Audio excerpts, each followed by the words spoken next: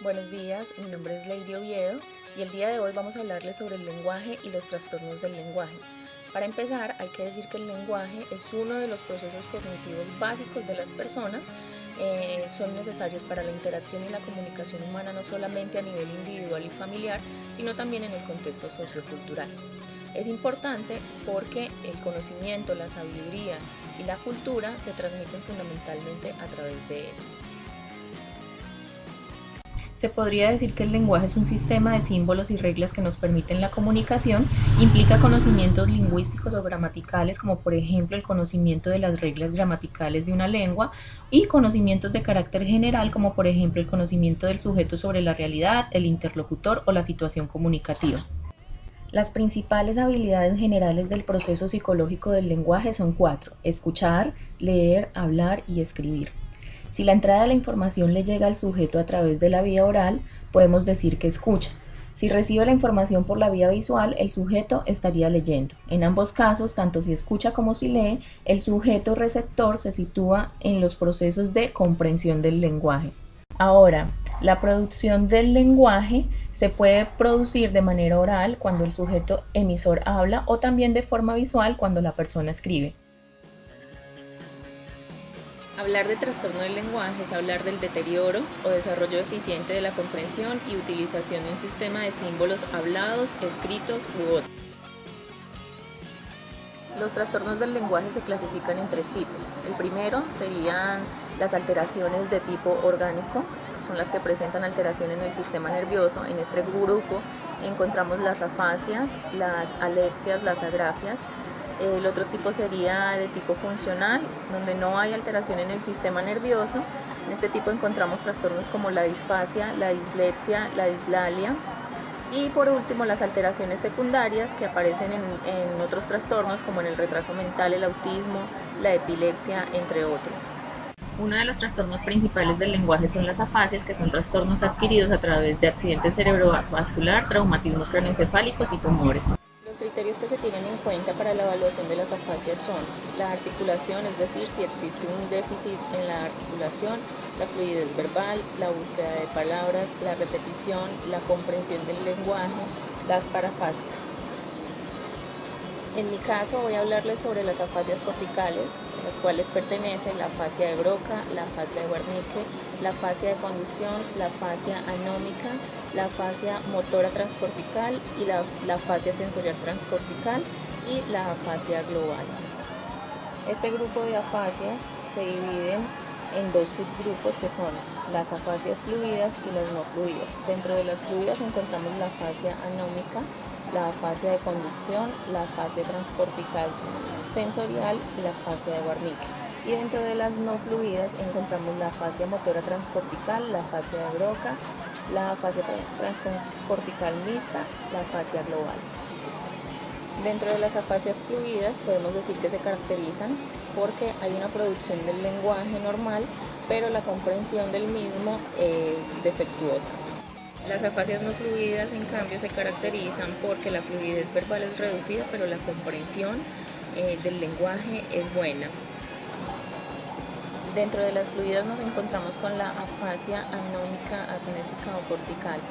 Se caracteriza porque el paciente sufre de anomia o dificultad para encontrar palabras a la hora de expresarse.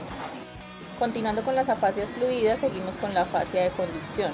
Esta afasia se caracteriza porque la comprensión está conservada, pero la repetición se encuentra alterada, por lo que el paciente comprende lo que se le pide, pero es incapaz de repetirlo porque existe una lesión en el fascículo hendido, que es el fascículo que se encuentra o que divide las áreas de comprensión y de reproducción del lenguaje, es decir, las áreas de Wernicke y el área de Broca.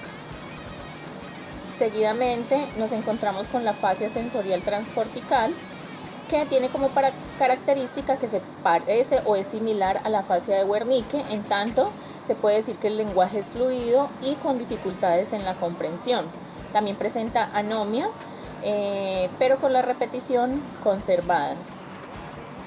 Continuamos con la afasia de Wernicke, en donde el paciente presenta una mala comprensión auditiva del lenguaje, Se produce también un fallo en tanto la comprensión como en la repetición, así como anomia, es decir, dificultad para recordar el nombre de las cosas, debido a que el sujeto es capaz de aislar, no es capaz, perdón, el sujeto no es capaz de aislar las características significativas de los fonemas.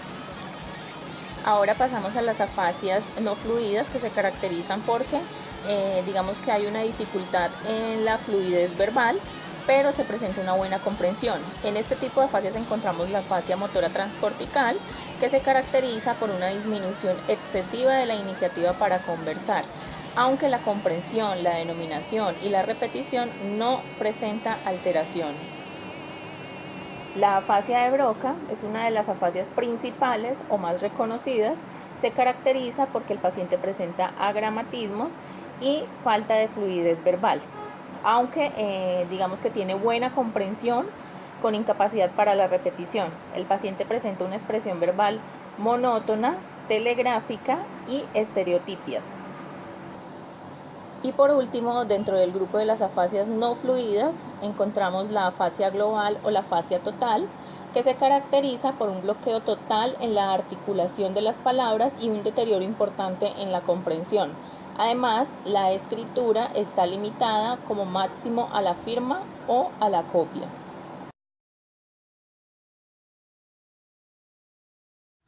Hola, mi nombre es Daniela y continuaré hablando sobre las afasias puras, que son una representación de un grupo de afasias que se caracterizan por la afectación de una sola modalidad, es decir, aferente o eferente, manteniendo el resto del lenguaje intacto, dentro de las cuales se encuentra la afasia motora transcortical, la cual se caracteriza por la imposibilidad de emitir sonidos del lenguaje, ya sea de manera espontánea o por repetición. Sin embargo, el sujeto puede emitir sonidos que no tengan que ver nada con el lenguaje. Esta se localiza en la lesión subcortical de las vías que unen al área de Broca y el sistema fonatorio periférico. Ahora mencionaremos a la afasia sensorial transcortical, la cual se caracteriza por la pérdida de la comprensión auditiva sin afectar la emisión del lenguaje, lectura o escritura del mismo. Esta afasia se localiza en lesiones que destruyen las áreas primarias auditivas corticales y las fibras subcorticales que llevan la información a las áreas de asociación auditiva. Ahora mencionaremos la alexia pura, que es donde el individuo puede escribir pero es incapaz de leer o interpretar lo que ha escrito, debido a que el área del lenguaje ha quedado aislada a las aferencias visuales. La alexia pura se encuentra en la lesión de la corteza visual del hemisferio izquierdo, que se extiende hasta el esplenium del cuerpo calloso.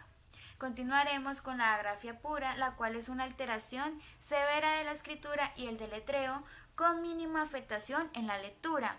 Esta se localiza en lesiones de la circunvolución angular. Dentro de las disfasias infantiles encontramos la disfasia evolutiva, la cual es un trastorno específico del lenguaje que puede presentarse en un niño con inteligencia normal y que repercute en la comprensión como en la expresión del mismo. No es secundario a otra patología. Su etiología es el daño cerebral, que es el patrón de desarrollo alterado, lo cual es el peor pronóstico. Y también se encuentra retraso madurativo, el cual es el patrón de desarrollo normal pero retrasado. En esta existen unos subtipos. El primero es la afasia evolutiva expresiva, que es una alteración en la producción del habla. En esta suele existir mayor deseo comunicativo. El segundo es la afasia evolutiva receptiva. Es la alteración en la recepción de la información verbal en ausencia de la pérdida auditiva. En esta suele existir menos deseo comunicativo. Ahora continuaremos con la disfasia adquirida, que es la pérdida del lenguaje ya adquirido. Su etiología es el daño cerebral o la aparición de un trastorno convulsivo. Esta debe diagnosticarse entre los 3 y 10 años de edad, puesto que antes se puede considerar como una disfasia evolutiva y después como una afasia. Estas suponen un porcentaje muy pequeño de las disfasias infantiles y puesto que son disfasias tempranas pueden ser recuperables gracias a la plasticidad del cerebro infantil y la función del lenguaje puede que finalmente se desarrolle, aunque en este caso suelen quedar secuelas temporales, dentro de las cuales están las dislalias infantiles, que son la dificultad para articular fonemas, sílabas o palabras como consecuencia de alteraciones orgánicas como por ejemplo las malformaciones, es decir, el labio leporino o por déficit auditivo o funcional. Se diferencia de la disartría en que ésta tiene dificultad en la articulación y expresión del habla debido a trastornos del tono y movimiento muscular que controlan la articulación. La dislalia es el trastorno del lenguaje más frecuente en niños y el que mayor número de consultas provoca. Seguidamente encontramos el retraso simple del lenguaje, que es la ausencia de la presentación del habla a la edad usual sin que exista una causa patológica manifiesta. Y por último encontramos la disfemia o tartamudez, que es un trastorno prosódico que produce un patrón de habla alterado en el que predomina la falta de ritmo y fluidez que se acompaña de particulares formas de acentuación y entonación, de una duración excesiva de tensión silábica y de una distribución anómala de pausas, produciendo como consecuencia una producción del habla más lenta. Es más frecuente en niños que en adultos. Tenemos también las alteraciones del lenguaje en trastornos mentales. Son 9. Tenemos el autismo, que esta persona se centra más en hablar egocéntricamente que socialmente. Tenemos el retraso mental, que se produce un retraso en el desarrollo del lenguaje. Tenemos también la parálisis cerebral, que puede presentar alteraciones graves del habla. Tenemos las deficiencias sensoriales, que hay una ceguera y una sordera. También tenemos la deprivación social, que es un retraso grave o carencia total del habla. También tenemos la depresión, que esta no hay problemas ni de comprensión ni de producción. También tenemos la esquizofrenia, que esta traduce problemas muy graves de concentración y problemas del lenguaje. También tenemos la manía, que es el desorden a la hora de hablar, como por ejemplo el juego de palabras, la logorrea o la fuga de ideas.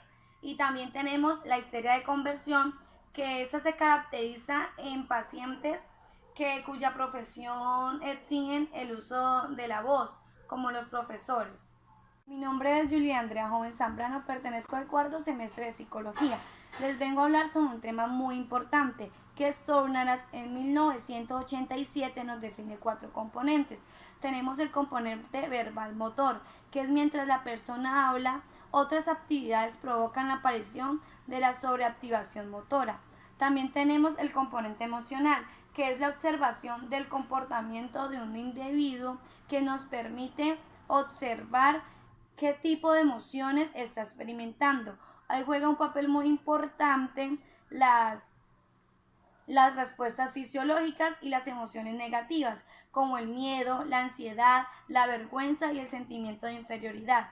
También tenemos el componente cognitivo, que hace referencia a aquellos aspectos como la autoestima, que disminuye cuando la persona se siente incapaz de relacionarse con otros.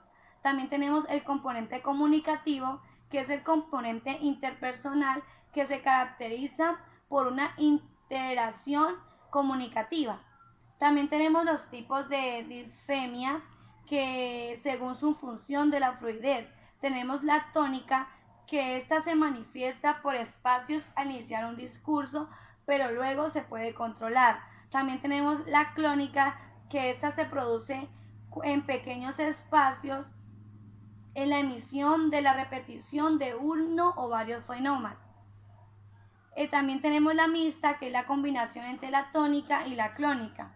En esos tipos de disfemia tenemos también según su duración, que tenemos la evolutiva, que inicia entre los 3 y 5 meses. Tenemos la benigna, que inicia a los 7 años.